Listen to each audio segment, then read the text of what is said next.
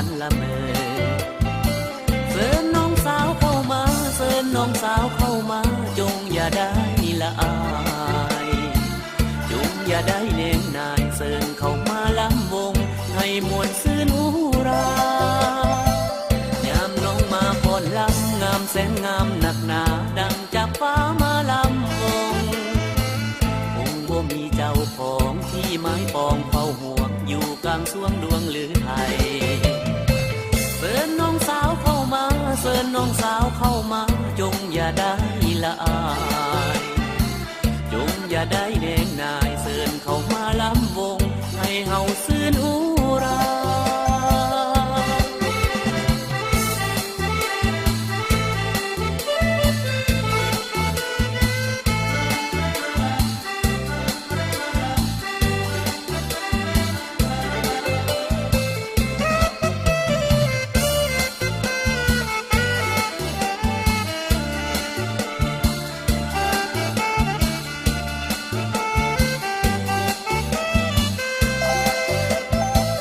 สวัสดีน้องสาวเมื่อเขางามของพันดังสวรรค์ลงมาแต่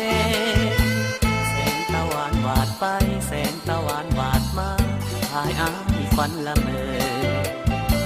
เชิญน้องสาวเข้ามาเชิญน้องสาวเข้ามาจงอย่าได้ละอาย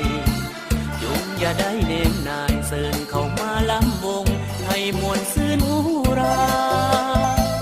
ยามน้องมาพรลำงามแสนงามหนักหนาดังจากฟ้ามาลำวง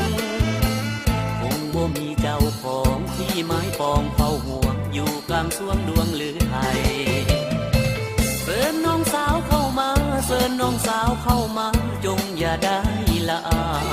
ยจงอย่าได้